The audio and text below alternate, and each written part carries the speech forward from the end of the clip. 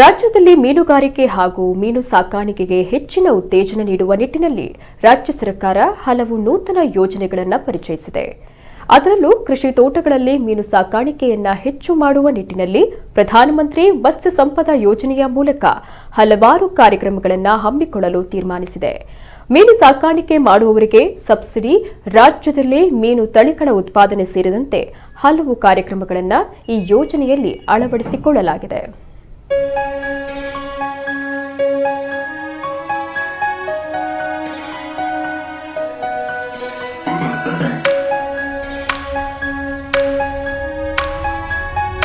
ಆರೋಗ್ಯದ ದೃಷ್ಟಿಯಿಂದ ಮೀನಿಗೆ ಇತ್ತೀಚಿನ ದಿನಗಳಲ್ಲಿ ಭಾರೀ ಬೇಡಿಕೆ ಬರುತ್ತಿದೆ. ಉಪ್ಪು ನೀರಿನ ಮೀನು ಹಾಗೂ ಸಿಹಿ ನೀರಿನ ಮೀನು ಎಂದು ಎರಡು ರೀತಿಯಲ್ಲಿ ಮೀನುಗಳನ್ನು ವಿಂಗಡಿಸಲಾಗುತ್ತಿದೆ. ಸಮುದ್ರದಲ್ಲಿ ಸಿಗುವ ಮೀನುಗಳಿಗೆ ಉಪ್ಪು ನೀರಿನ ಮೀನು ಹಾಗೂ ನದಿ ಹಾಗೂ ಕೆರೆ ತೋಡುಗಳಲ್ಲಿ ಸಿಗುವ ಮೀನುಗಳನ್ನು ಸಿಹಿ ನೀರಿನ ಮೀನುಗಳು ಎಂದು ವರ್ಗೀಕರಿಸಲಾಗಿದೆ. ಇತ್ತೀಚೆಗೆ ಮೀನುಗಳಿಗೆ ಸಿಗುತ್ತಿರುವ ಭಾರೀ ಬೇಡಿಕೆಯಿಂದಾಗಿ ಬೇಡಿಕೆಯನ್ನ ಪೂರೈಸಲಾಗದ ಹಂತದಲ್ಲಿ ಮೀನುಗಾರಿಕಾ ಉದ್ಯಮವಿದೆ.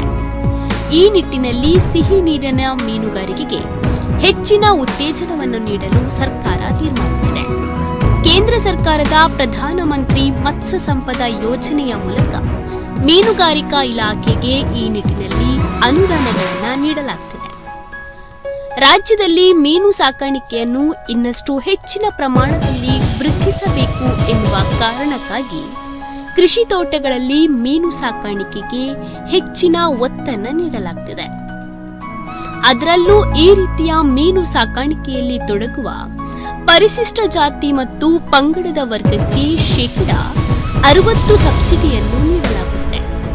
ಮೀನು ಸಾಕಾಣಿಕೆಗೆ ಬೇಕಾದ ಮೀನಿನ ಮರಿಗಳ ಉತ್ಪಾದನಾ ಘಟಕಗಳನ್ನು ರಾಜ್ಯದಲ್ಲಿ ಆರಂಭಿಸಲು ಇದೀಗ ರಾಜ್ಯ ಸರ್ಕಾರ ನಿರ್ಧರಿಸಿದೆ. ಈ ಹಿಂದೆ ಮೀನಿನ ಮರಿಗಳಿಗಾಗಿ ತಮಿಳುನಾಡು, ಆಂಧ್ರಪ್ರದೇಶ ಹಾಗೂ ಗುಜರಾತ್ ರಾಜ್ಯಗಳನ್ನು ಅವಲಂಬಿಸಬೇಕಾದ ಪ್ರಮೇಯವನ್ನು ಈ ಮೂಲಕ ನಿವಾರಿಸಲು ನಿರ್ಧರಿಸಲಾಗಿದೆ. ರಾಜ್ಯದಲ್ಲಿ ಉತ್ಪಾದನೆಯಾಗುವ ಸಿಹಿ ಹಾಗೂ ಉಪ್ಪು ನೀರಿನ ಮೀನುಗಳನ್ನು ತ್ವರಿತವಾಗಿ ಮಾರುಕಟ್ಟೆಗಳಿಗೆ ತಲುಪಿಸುವ ನಿಟ್ಟಿನಲ್ಲಿ 8 ಶಿಥಿಲೀಕರಣ ವ್ಯವಸ್ಥೆ ಇರುವ ವಾಹನಗಳು ದಕ್ಷಿಣ ಕನ್ನಡ ಜಿಲ್ಲೆಯಲ್ಲಿ ಸಿದ್ಧವಾಗಿದೆ.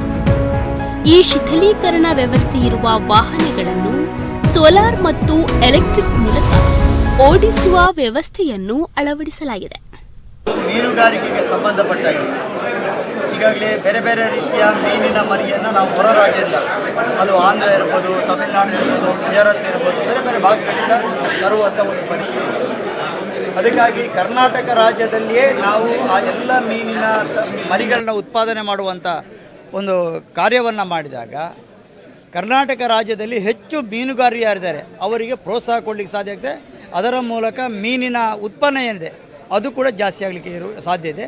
ಅದಕ್ಕಾಗಿ ನಾವು ಕರ್ನಾಟಕ ರಾಜ್ಯದಲ್ಲಿ ಕೂಡ ಈ ರೀತಿಯ ಮೀನು ಮರಿಯ ಉತ್ಪಾದನಾ ಕೇಂದ್ರಗಳೇನಿದೆ ಅದಕ್ಕೆ ಹೆಚ್ಚು ಉತ್ತೇಜನ ಕೊಡೋದರ ಮೂಲಕ ಆ ರೀತಿಯ ಮೀನಿನ ಮರಿಯನ್ನು ಕೂಡ ಮಾಡಬೇಕನ್ನುವಂಥ ದಿಕ್ಕಿನಿಂದ ಸರ್ಕಾರ ಮತ್ತು ಇಲಾಖೆ ಕಡೆಯಿಂದಲೂ ಕೂಡ ಗಮನವನ್ನು ಕೆಲಸ ಮಾಡಿದ್ದೇವೆ.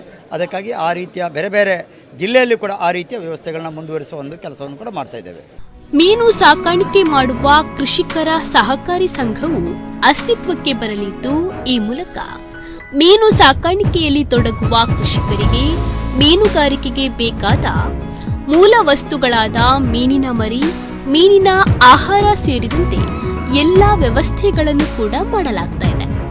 ಸರ್ಕಾರದಿಂದ ನೀಡಲಾಗುವ ಎಲ್ಲ ಸೌಲಭ್ಯಗಳನ್ನು ಸಮರ್ಪಕವಾಗಿ ಬಳಸುವ ಮೂಲಕ ಮೀನು ಸಾಕಾಣಿಕೆಯಲ್ಲಿ ತೊಡಗಿಕೊಳ್ಳಲು ಇದೀಗ ಕೃಷಿಕರು ತೀರ್ಮಾನಿಸಿದ್ದಾರೆ. ನಾವು ಈಗಾಗಲೇ ಒಂದು ಸಹಕಾರಿ ಸಂಘವನ್ನು ಮಾಡಿದ್ದೇವೆ. ಮುಂದಿನ ದಿವಸಗಳ ಆ ಸಹಕಾರಿ ಸಂಘದಲ್ಲಿ ಎಲ್ಲ ಸದಸ್ಯರನ್ನಾಗಿ ಮಾಡಿ ಪುತ್ತೂರು ತಾಲೂಕಿನ ಎಲ್ಲ ಯಾವುದೇ ಒಬ್ಬ ಮೀನು ಸಾಕಾಣಿಕೆ ಮಾಡುವಂಥವರಿಗೆ ಪೂರ್ಣ ಪ್ರಮಾಣದ ಒಂದು ಸಹಕಾರವನ್ನು ಮಾಡಲಿಕ್ಕೆ ನಾವೆಲ್ಲ ಸದಾ ಸಿದ್ಧರಿದ್ದೇವೆ. ಅದೇ ರೀತಿ ತಾಲೂಕು ಮಟ್ಟದಲ್ಲಿ ಈಗಾಗಲೇ ನಮ್ಮ ಸಚಿವರು ಎಲ್ಲ ಈ ಜಿಲ್ಲೆಯಲ್ಲಿ ಬೇರೆ ಬೇರೆ ಇಂಥ ಸಹಕಾರಿ ಸಂಘಗಳನ್ನು ಉದಯ ಮಾಡಿ ಆ ಸಹಕಾರಿ ಸಂಘಗಳ ಮುಖಾಂತರ ಎಲ್ಲ ರೀತಿಯ ವ್ಯವಸ್ಥೆಯನ್ನು, ಒಂದು ಫೀಡ್ ಕೊಡುವುದಾಗಲಿ, ಇದಕ್ಕೆ ಮರಿ ಕೊಡುವುದಾಗಲಿ, ಇಲ್ಲದೆ ಬೇರೆ ಬೇರೆ ವೆರೈಟಿಗಳ ಮರಿಯನ್ನು ಯಾವ ರೀತಿ ಸಾಕುವುದಾಗಲಿ ಅದರ ಬಗ್ಗೆ ಮಾಹಿತಿಯನ್ನು ಕೊಡುವುದಾಗಲಿ ಎಲ್ಲ ಮಾಹಿತಿ ಒಂದು ಶಿಬಿರವನ್ನು ಮಾಡಿ ಗ್ರಾಮ ಮಟ್ಟದಲ್ಲಿ ಕರಾವಳಿಯಲ್ಲಿ ಮೀನುಗಾರಿಕೆ ಉತ್ತಮ ಆದಾಯದ ಮೂಲವಾಗಿ ಗುರುತಿಸಿಕೊಂಡಿದ್ದು ಉಪ್ಪು ನೀರಿನ ಮೀನುಗಾರಿಕೆಯದೇ ಹೆಚ್ಚಿನ ಪಾಲಿತ್ತು. ಆದರೆ ಮುಂದಿನ ದಿನಗಳಲ್ಲಿ ಸಿಹಿ ನೀರಿನ ಮೀನುಗಾರಿಕೆಯು ಇದರಲ್ಲಿ ಸೇರಿಕೊಳ್ಳುವ ಎಲ್ಲಾ ಲಕ್ಷಣಗಳು ಗೋಚರಿಸಲಾರಂಭಿಸಿದೆ. ನಮ್ಮ ಕುಡ್ಲ ನ್ಯೂಸ್ 24x7 ಪುತ್ತೂರು.